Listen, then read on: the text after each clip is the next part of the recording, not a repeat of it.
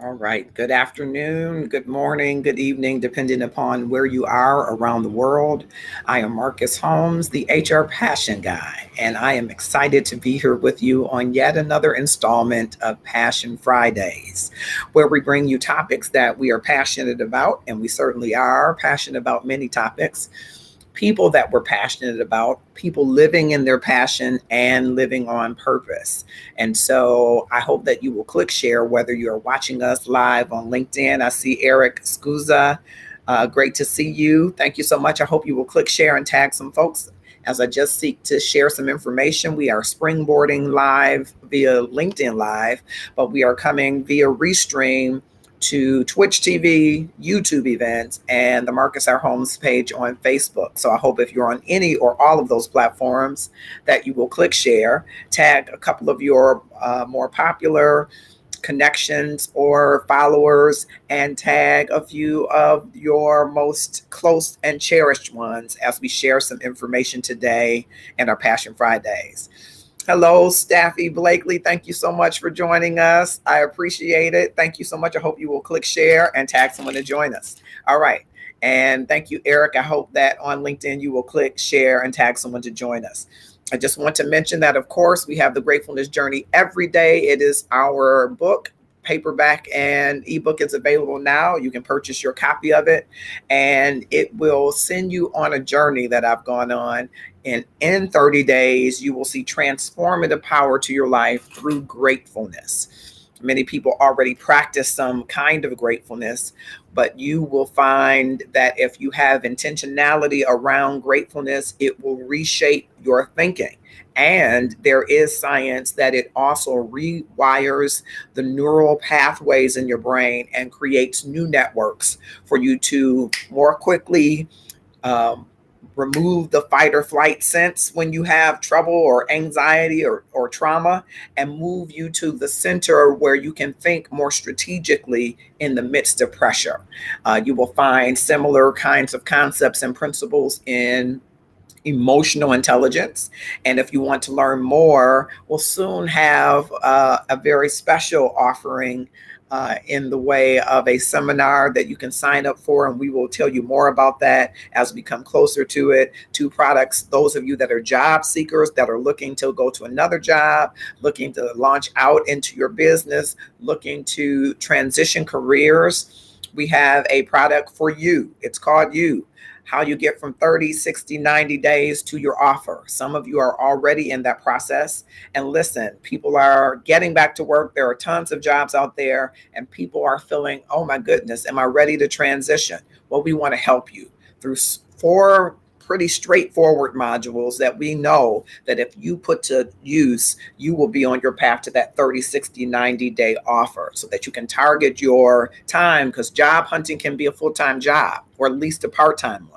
And so we want to help you harness the energy of what you already have to work with. There are some things you have and you may not be considering that we would certainly want you to join together so that you can get the results that you're seeking. And so today I'm wearing a slightly different hat in that I am seeking people for a job. I am not looking for a job, but I'm seeking people to fill one of my vacancies. And so in the city of Detroit, I am in the human resources department, a great department. And within that department, there are 7 divisions and approximately 101 positions or people.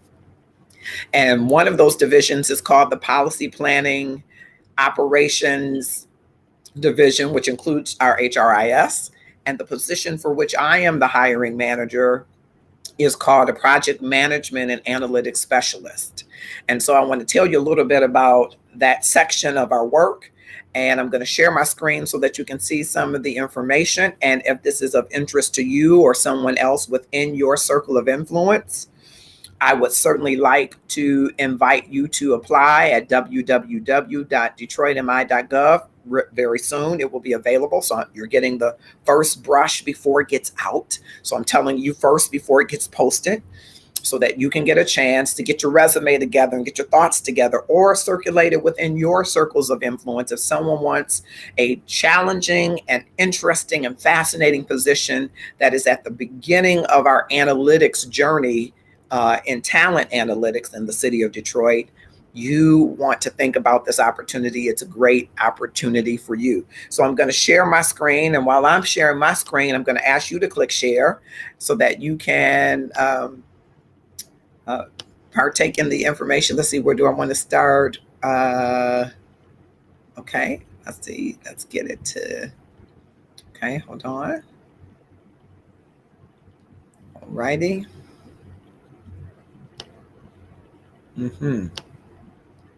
All right, make sure I got it up. Let's see if I can share it with you. I'm gonna make sure. There we go. All right, I'm sharing the screen and you should be able to see it in a moment. I'll give it a second to populate.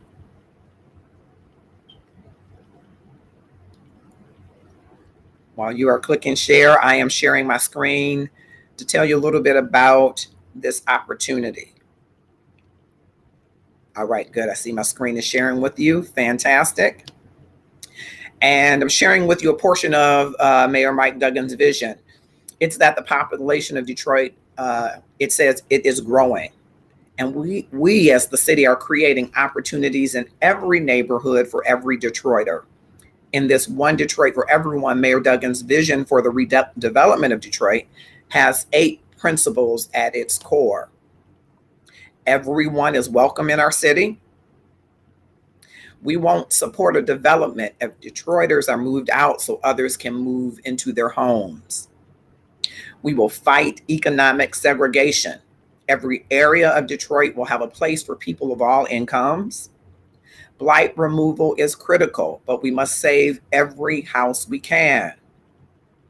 We will work to build neighborhoods of density where your daily needs can be met within walking distance of your home. Those who've stayed will have an active voice in shaping their neighborhood's redevelopment. Jobs and opportunities will be brought close to the neighborhoods whenever possible and made available first to Detroiters. And the Detroit riverfront belongs to everyone. So HR's mission is to provide services and implement programs that attract, hire, retain, and support a qualified and talented workforce committed to providing timely, high-quality services to City of Detroit employees and citizens in an environment that contributes to the city's objectives. A mouthful, right? And so not only do we want to attract and hire, we want to onboard and retain and include as well. So the division that I work in has some objectives, and the Office of Policy Planning and Operations, where I happen to be privileged to serve as the Operations General Manager, is responsible for the undertaking of broad analytical studies of human resources and related functional issues, identifying gaps in policy, and initiating policy planning and formulation to fill these gaps. Policy and planning also serves as an institutionalized second opinion on policy matters, providing recommendations and alternative courses of actions to the City of Detroit. This office supports the Civil Service Commission and is responsible for drafting revisions to the Civil Service rules for review. And it goes in to talk a little bit about what operations does, and additionally, how HRIS plays a role in that as well. We believe that we have a highly successful team where psychological safety and dependability, structure and clarity, meaning of work and impact are important to us. And how we're expected to work is where we emphasize communication. We establish teamwork performance guidelines, we encourage experimentation, and we seek out expert advice. What we think makes a good team member is empathy tops the list of people skills, interpersonal skills such as relatability and non-judgment, ability to solve complex problems, excellent written and verbal communication skills, the capacity to inspire others. And some of the things that we're working on, and I want to highlight one of them in particular, is workforce planning that we are working on. We have employee engagement happening. Due to COVID, the community engagement project was had to be redefined to some degree, and document management is almost completed. So we are excited about those things, but we'll talk about workforce planning in just a moment. And I'm going to just see if I can pull out. Yep, I will start here. So in this position, one of the things that the person that comes aboard will do is to help us look at our key performance indicators for each of those 7 divisions and ensure that our talent analytics help us to achieve those by providing us robust information to make better business decisions. And as you can see, some of the KPIs are develop an engagement strategy to increase productivity and job satisfaction. So we've already done an employee engagement survey through a third-party vendor, and those results are in. We want to marry those results with other indicators such as performance, such as learning, such as tenure, and such as diversity, equity, access, inclusion, and belonging initiatives to determine what's the best strategy for engagement and recognition for our employees. So a part of that is building a dashboard with our talent analytics provider to keep a line of sight, if you will, a pulse on our talent's engagement and what the drivers are, so that we can always provide to the other 7 divisions within HR data that helps them make decisions about the programs and initiatives that they are planning. And in this role, this individual gets to identify the gap areas. So one gap area was engagement. We did not have an engagement plan or strategy or partner. And so this division was responsible for drafting the scope of services of what we wanted an engagement strategy to look like, what we wanted an engagement survey to look like, and what are some of the things that we thought it might have an impact on quality of hire and employee experience. And once we identify that, and then we determine which division that sits in, and in this case, employee services, that division takes that project to completion with our assistance, from procurement of services if we need a third-party vendor, and in this case we did decide to use one, all the way to measuring the results. And we will continue to measure the results on the engagement survey. Increase retention of probationary employees by 25%. And so we have to look, we have created a dashboard that tells us whether or not there is churn, whether or not we're losing people during a probationary period. Some periods are 3 months, some 6 months, some 1 year, and whether or not we're losing people, and tying that information back to where we sourced them from, where did we find them, where did they meet us, and trying to do stay interviews and effective surveys that will help us learn and synthesize the data so that we can understand to make better hiring decisions and better intervention strategies earlier if needed, because we don't want to sell an opportunity to someone that isn't realistic for them. So there are many different options that we might pull, right, to determine how we might continue to ensure that we're providing the right employee experience, the authentic experience of how we live out our values and what our culture actually is. And so I wanted to share that with you, because the person that I'm looking for on the team has some experience in statistics, math, as a part of their collegiate journey or journey in employment. They could have human resources experience, would be great. But I am willing to train someone whose background isn't as strong. With my over 24 years of human resources experience, 18 years with the city. Also, having some project management experience would be good. Another area that we're willing to build the skills of a person who's interested, who has a fascination with data and how it can be utilized, from just descriptive data, analytics rather, all the way through to prescriptive analytics. And if you're in the human resources space or data analytics space or data science space, you know what I'm talking about. So not just describing what has occurred, and not just taking that data and trying to model it to predict what will occur, but based on what we find will occur, to have some modeling and data of what will happen if we um, give certain prescriptions, much like a doctor would, right? So if we implement certain strategies, what will happen? What do we predict will happen? So if we see that we have a retention issue in a specific area, and we decide that we're going to do intervention strategies, a specific learning, a specific mentoring, a specific employee resource group or affinity group, specific stretch assignments, whatever the prescription is for that suite of positions, what do we think that will do? Will the employee lifetime value be increased by a year, by 2 years? Because we're in the public sector, we don't really match an employee value to a revenue source, not for the most part, but we certainly could look at it that way. You can also measure employee value in tenure, right? So in a specific position, you might say the employee lifetime value for this position is 5 years, that we expect a person will perform at 85% for 5 years.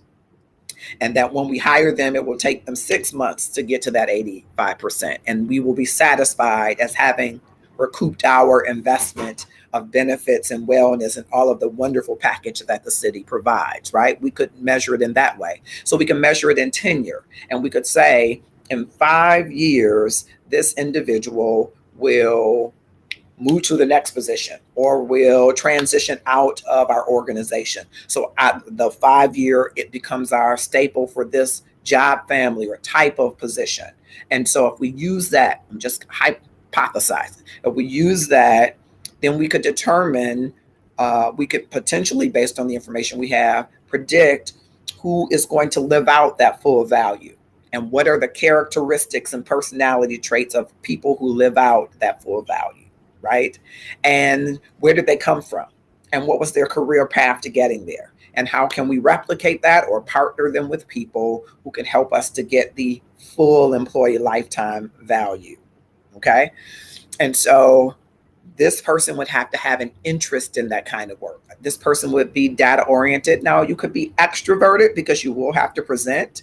You could be introverted because you will have time away. I describe extroverted as a person who is fueled or refueled by their time connected to people.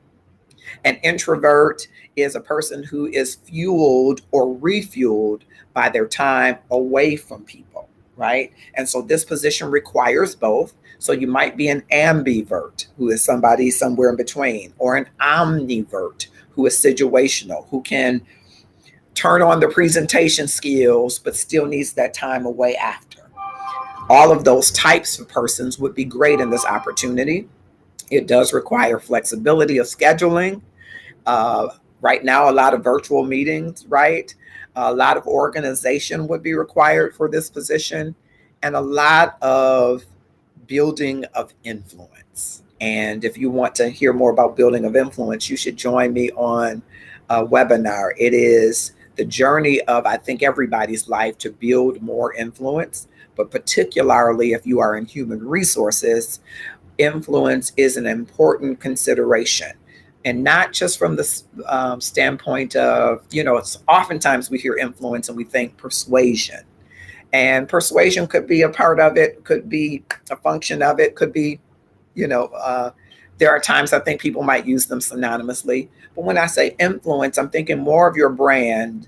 Your brand has the weight because of its credence, because of your integrity, because of your values that are lived out, that people listen and hear your position and consider it as valuable. And so sometimes it's not always that you're persuading them with what you say, but you move and navigate in the organization through how you influence people, processes, and power. And so that's key in this position. because you'll have to develop relationships. I mean, where can you be and not develop some, right? You develop relationships, but you also develop the trust that people trust your credibility in a way that they're willing to hear your ideas. And that's something I have had quite a journey with over my time, uh, especially at the city. Um, I will call it a hyper political place, but there isn't a place that is without politic, right? And so, if you want to learn more about that, you definitely want to attend that webinar. But for this position, uh, you will need to be able to do that because sometimes you're going to pitch projects, right? So some gaps that you will identify in this position will be gaps that no one has thought of or no one has wanted to tackle, or quite frankly, that people feel very guarded about.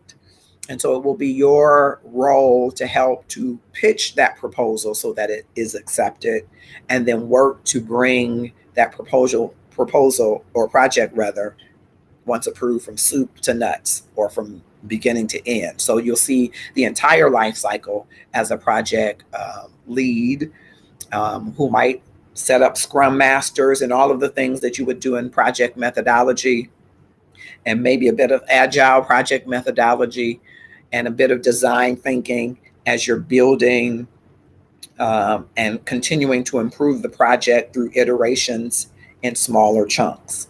And someone who has done that work or has an interest in that work should apply for the project management and analytics specialist. And again, you're getting the tip because it's not yet posted, but I wanted to give the opportunity to the LinkedIn community to get ready for it, to come work for the city. What is it like working for the city? I'm glad you asked that. I had the pleasure of being in a coffee chat this morning, and I typically have coffee chats every now and then.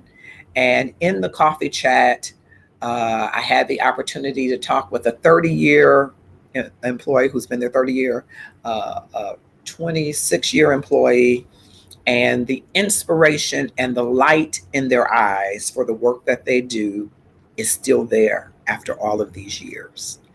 One of them is a recreation manager who works with families and children and seniors in a neighborhood. And because of COVID, the programs have been taken outside.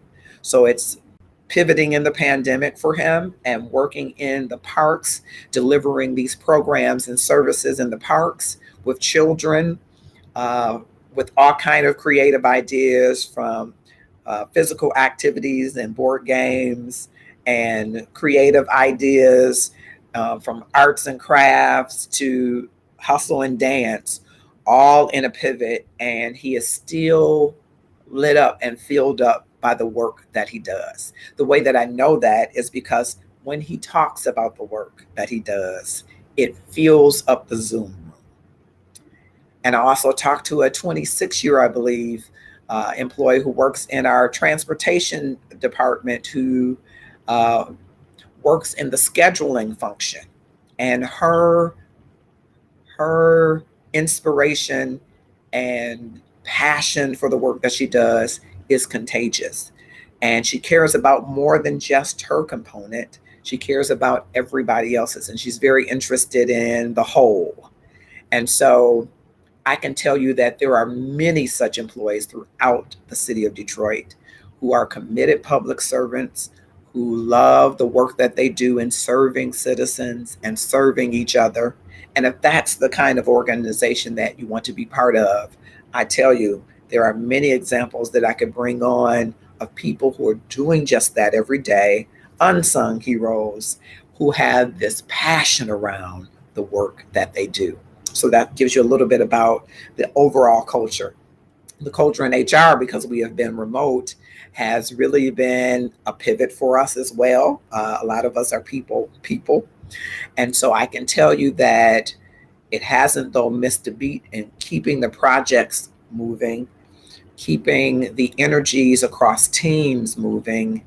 It's cross-functional teams. So you have end users that are involved at different points, who are testing the product and giving feedback. You have HRIS, Human Resources Information Systems team, who's a partner to you. You have our vendor, who is a partner to you. And you have members from our IT team, who we call Do It, the Department of Innovation and Technology. So it's a cross-functional team. Many of the teams would be cross-functional, multi-personalities. So if you like working with different people and you know what comes with different people, different people. I love to say that. With different people comes different people. And what I mean by that is no two people are the same. And so you have to learn uniquely how to interact and engage that one person. Again, using that influence, building that trust and credibility, being vulnerable, and creating a psychological and emotional safety so that you can move it um, to the next level, which I believe is trust. And when you get somebody trusting you, they give a little bit more value to what you say. They give a little bit more value to what you do. And hopefully, someone who is trusting you or beginning to trust you gives you a little bit more grace when expectations are maybe not met at the time or at the level that they want.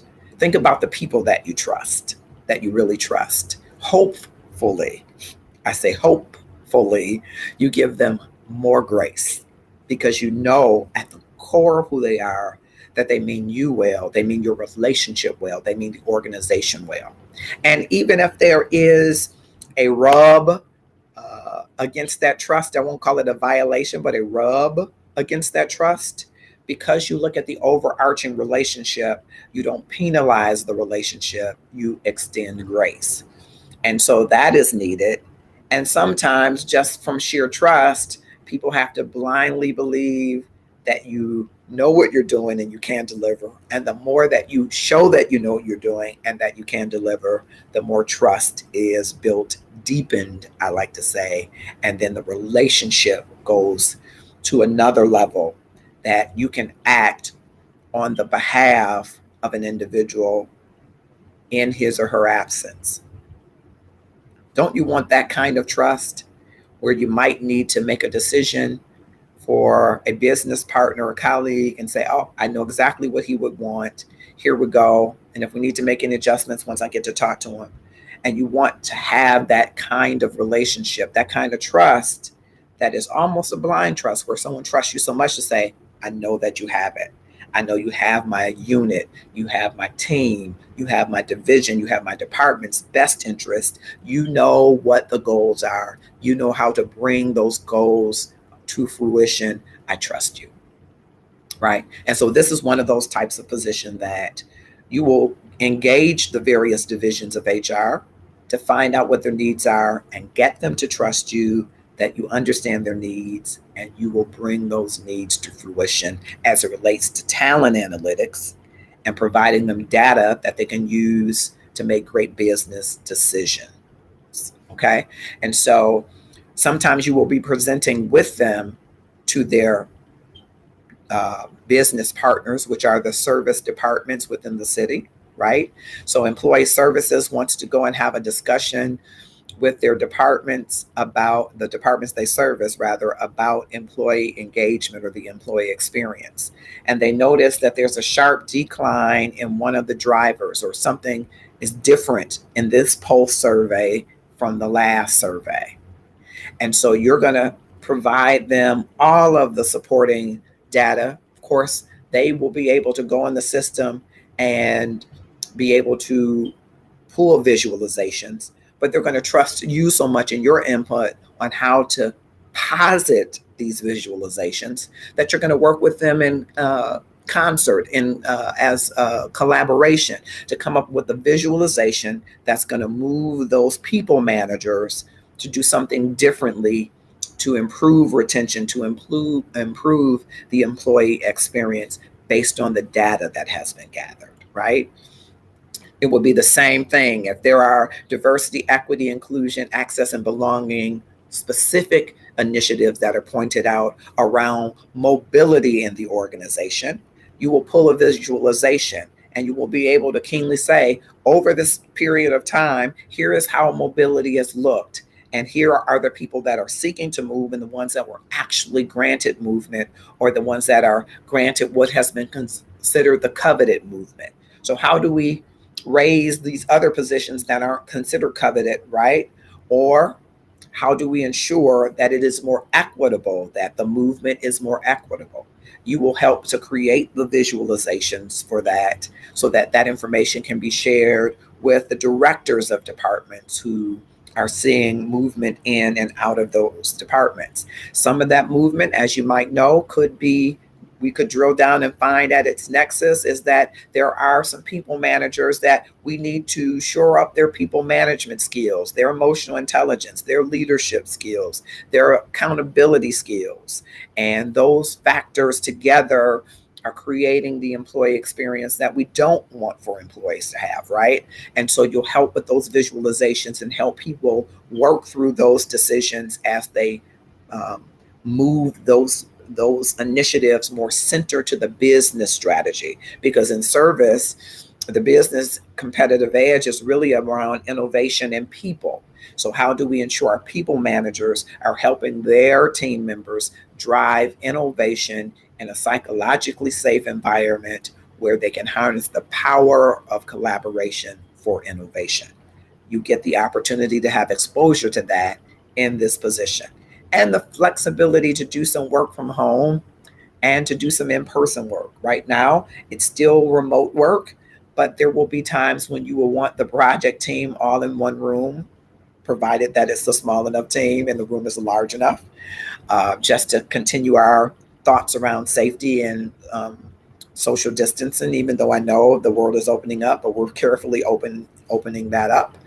And you will be provided with technology, of course, to work from home so that you can stay connected to me, because you will report to me, and members of our team where you might have some dotted line reports and other customers. So if you're interested in that, you should stay connected to me, and you should be looking for that posting to happen within the next week. And we're looking to move through the process. What does the process look like? I'm glad you asked. You apply, and if you meet the basic qualifications, we want to learn more about you. And one of the ways we will learn more about you is through assessments. And we'll have at least 2, maybe 3. And most of them, I think, will be done online. And then if you're successful in that, you will have a first face-to-face or Zoom to Zoom with me and maybe another panel member, 2 panel members, probably 3 of us, an odd number probably, where we will learn a little bit more about you and how what you have done for us predicts what you will do and how that fits in this diverse and wonderfully broad, I will say, collective of great humans. We will make a decision.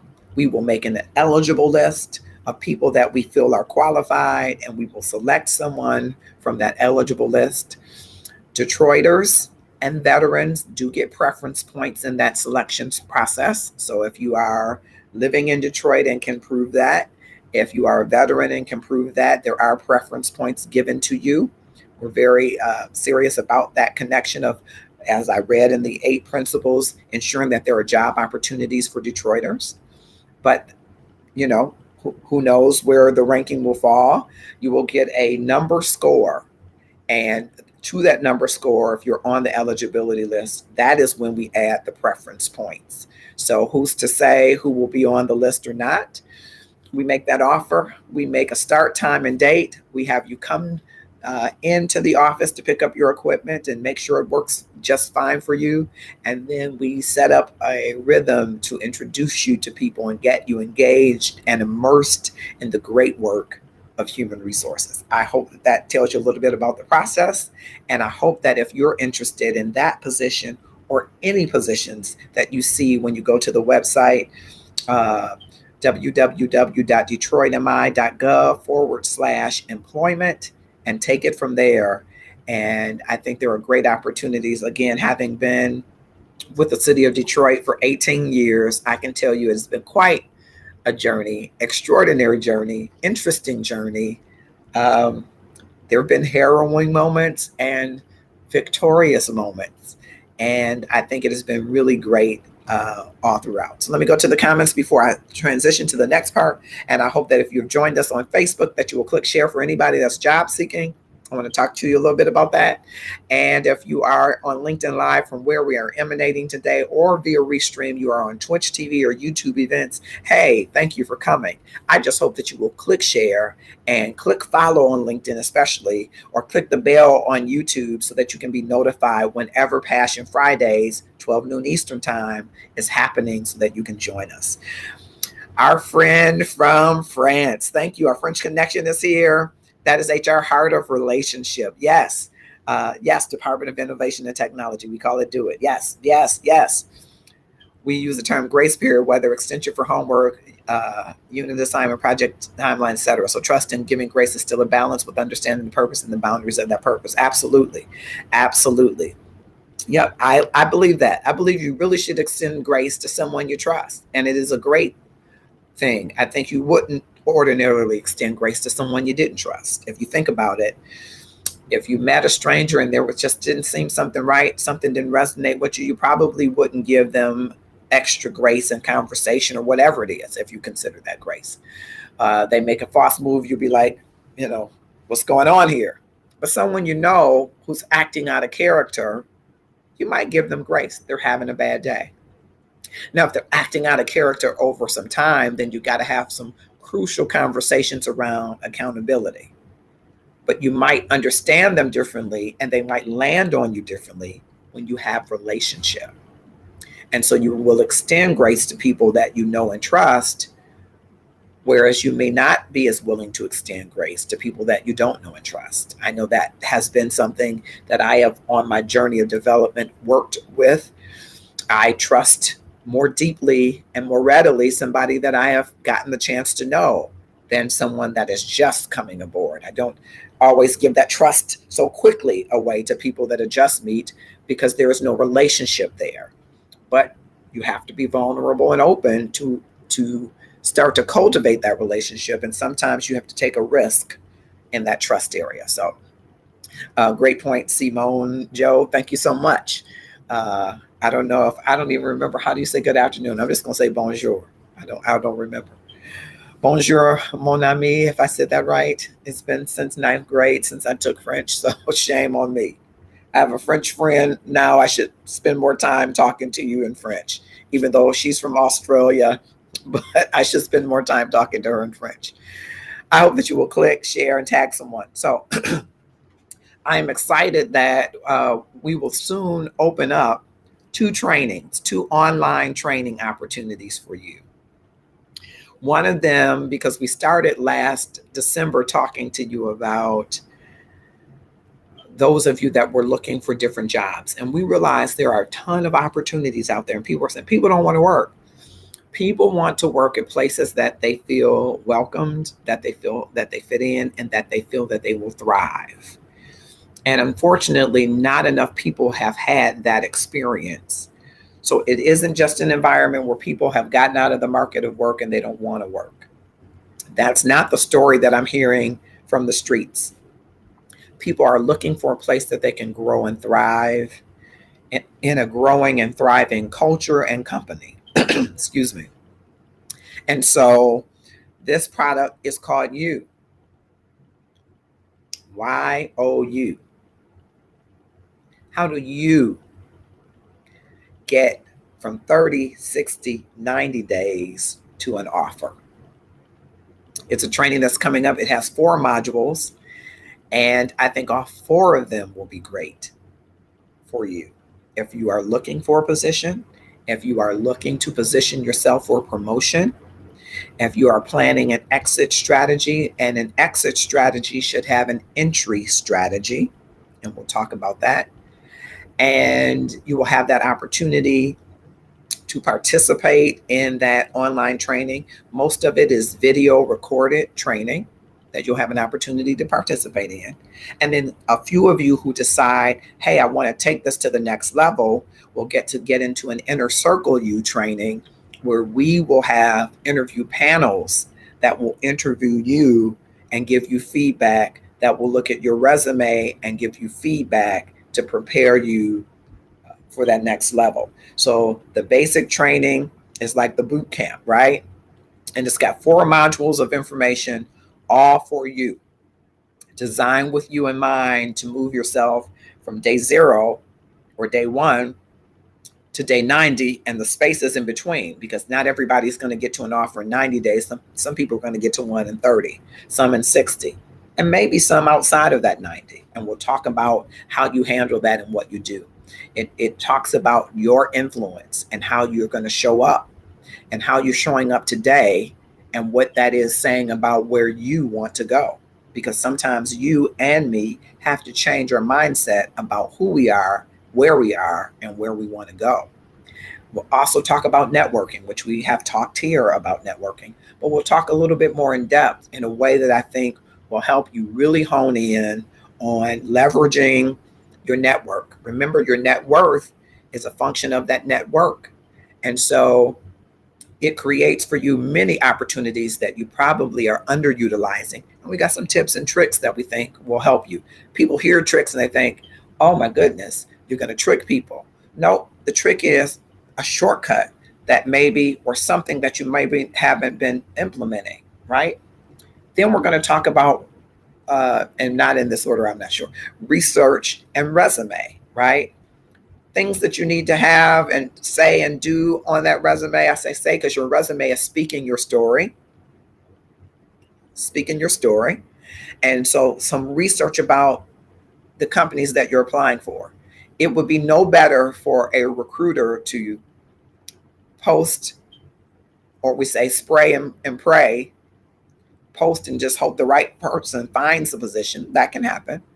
It would be no better for the recruiter to do that than for you to just post everywhere and hope that you get the position. And you probably will get a position. But if you research and fine tune your resume to those positions, you'll have a much better success of getting the interview. And we'll talk a lot more about that. And then we'll talk about the interview, which we've talked about here. Right?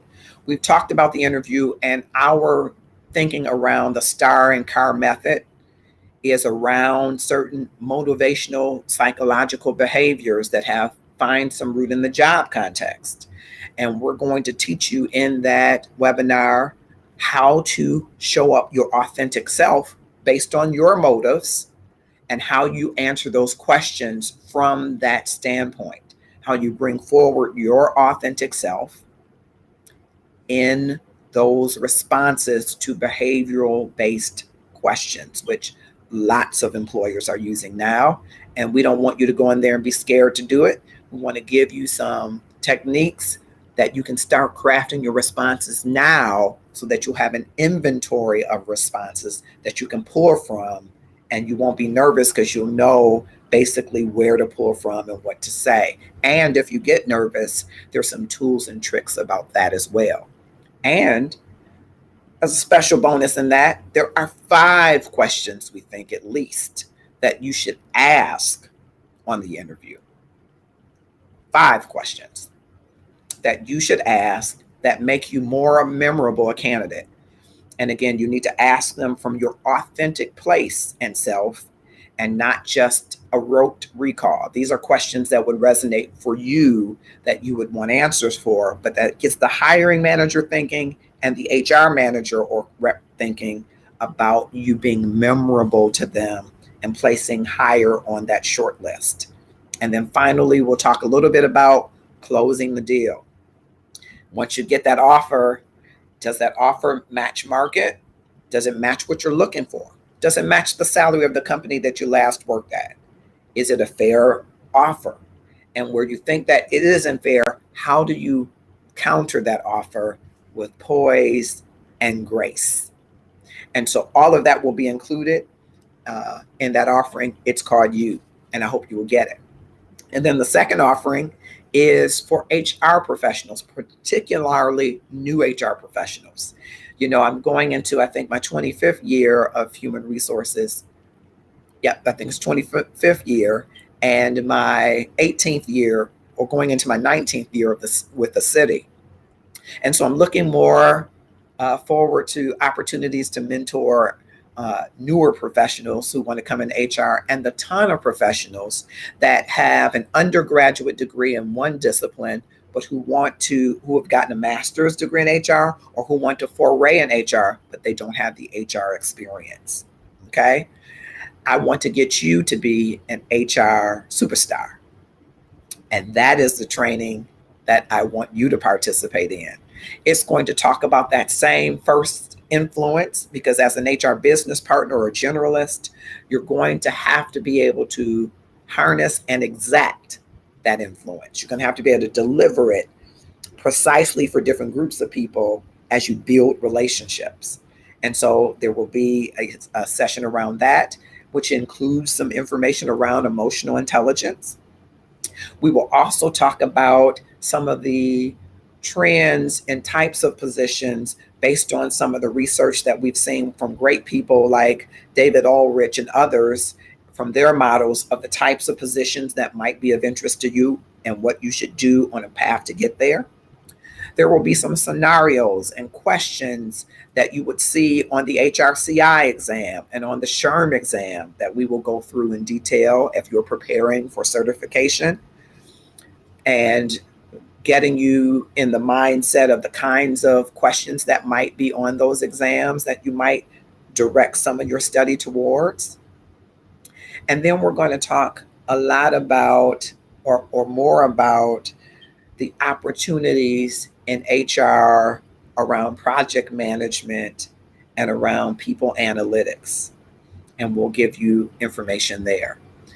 Both of these will be reasonably priced. And the second one will also have an opportunity for an inner circle HR superstar, so that you get to meet some people in your area of interest. That's right. So if you are interested in learning and development, if you're interested in employee engagement, employee experience, employee relations, if you're interested in labor relations, if you're interested in talent acquisition or talent analytics or wellness and benefits or job analysis functions, we're going to have a stellar group of people who will come and have conversations with you along with the HR Passion Guy to talk to you about, is this the area that you really want to get in, and how might you foray into those areas?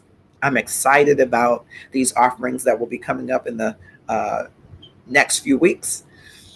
And I hope that you will follow me on LinkedIn and join in one of those two offerings, or share it with somebody who might really find a great value and benefit in them. They will not be disappointed. I'm very excited to bring those offerings to fruition. And so we're at 12:52. It has been a wonderful Passion Friday. And before we go, I wanted to just share this one thing I was sharing in one of the coffee chats. And you might try this as a coffee chat, okay? Those of you that are on LinkedIn, I'll give you this one little piece of tip. Go to your inbox. Go to the inbox. First, I better say this. Update your app. Make sure your app is updated. Go to your inbox. And if you go to your inbox, when you go to message someone, guess what appears? An instant Zoom link. I want to talk to you. Come back next week. I want to talk to you about using that instant Zoom link, not to stalk and offend, but to win. And one of the ways we win is we make a memorable impression on people that they want more of us. Come back next week so that I can share that tip with you, how you can win in the LinkedIn inbox. All right, I'm going to go to the comments real quickly. Simone says, so very important to understand the space between the 30, 60, 90. It can be quite illuminating to flick that switch in those in between moments. Great points that you're sharing with us. Absolutely. There are things that you should be doing, Simone, we talk about waiting. And waiting, as I have come to understand it, is a space that you still have activities happening. So when you're waiting on a response, even someone that is waiting on you in a restaurant, the waiter isn't just waiting for you to finish the order. The waiter is doing things in between. The waiter is building up a structure for satisfaction. And so when I think of spaces in between, you got to build up a structure for satisfaction in between. And there are spaces in between where you refuel, you recharge, you refocus, and you retry and rinse and repeat. So I think that is brilliant. Thank you for that. And thank you for the tweetable quote. I hope you will tweet that out. I may tweet that as well. Your resume is speaking your story. It really is. And if you read it, would it tell your story? How interesting is your resume? I won't give you too many tips. I'll give this tip for free. Yes, I think you can say an objective. People, it's arguable as a hiring manager and as a former recruiter. And I must admit, I never take off my recruiting hat. I kind of feel like there's a kind of an anthropology to recruiting, a social cultural anthropology to it. But I digress. I don't think you ever take your hat off of employee relations or recruitment, no matter where you go in human resources. That's my thinking. But it's arguable for some people whether you keep an objective, whether you call it an objective, or what you call it. I think you do to a captivating opening, and it could be in your objective, that makes me want to read more. I've talked to tons of recruiters, and I've actually, in my life, I've interviewed for positions. And I can't recall one that I had a conversation with that tells me that they didn't read the objective. But most of them always commented on the objective. So you gotta be writing. And I think it aligns with the research that you do. If you research a company and you learn their core competencies and values, you keep those in mind when you're rewriting your objective or your opening statement. Okay? And then the rest of it should tell your story. And if it doesn't, if you read it and it doesn't tell your story and it doesn't tell the best of your story, keep rewriting. Even if you're not a great writer, keep rewriting until you find that thing that you've done, those accomplishments that you've made, and the progression in your career that tells your story. And then maybe you give it to someone else to write. But it's got to sell you. You got to read it and say, I did that, didn't I? Well, shucks, I'm worth a little bit more than I thought. And until you're reading it that way, don't expect for anybody else to. Until you do that, don't expect for anybody else to. If you say, yeah, I did this and I did that and I did this, and it doesn't stand out to you like, this is good, I did this, and it doesn't make you stick out your chest a little bit, then you probably need to do some more writing. And if you don't feel like you're a good writer, good writers happen from writing. That's one. But get someone else who is a good writer and say, this is what I think is the best thing I've ever done. How should I write it? This is the best. This is where I saved the company the most money. This is where I developed people. This is where I did. This is why it was big to me. And get some feedback. Somebody will say, yeah, that's probably not the biggest story. Tell me the story. And then let it write chronologically as the story. Or in some places, if you're going to go to a more traditional place, you might write it differently than you will a more progressive place. And that's information that you'll find out more of on that journey. If you join us on the Job Seeker, it's entitled You, and you get to see it. And you'll probably see, if you see a caption, that's me doing this, that's the one. Because it's you. It's about you. It's about helping you realize that you deserve the best life. You deserve the best opportunity, the best job, and present the best of your authentic self and go get it. And we want to help you do that if you are today not feeling that you are serving the best or being served the best by your organization. because employee value proposition means that there is some exchange.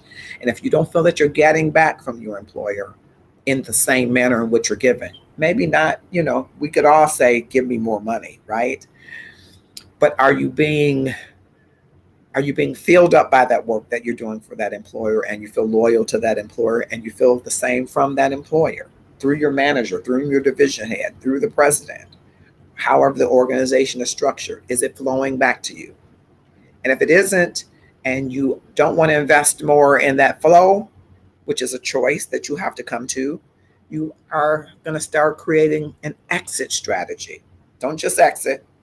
I'm out, I'll find another job. If it's toxic, maybe. But if it's not toxic and you're like the rest of us and you have bills to pay and mouths to feed, well, then don't just throw caution to the wind and say goodbye. Position yourself to say goodbye in a way that you leave the appropriate memory there and you move forward into the appropriate opportunity. And so we're right at 1 o'clock. I hope that you've enjoyed what I have shared today. I hope that you will click follow if you're on LinkedIn, and that you'll keep your eyes open for those products that are coming to you. And if you have topics for which you have passion, or people that you want to connect me to who you think we should hear their passionate story and how they're living on purpose, inbox me on any of the platforms, Marcus Holmes or HR Passion Guy. You'll find me across all of these platforms. And I want to thank you, whether you are watching on LinkedIn Live, from which we emanated today, or via Restream on the Marcus R. Holmes page on Facebook, on the HR Passion Guy page on Twitch TV, or YouTube events. I thank you, and I hope that you will have a grateful weekend. Have a great one.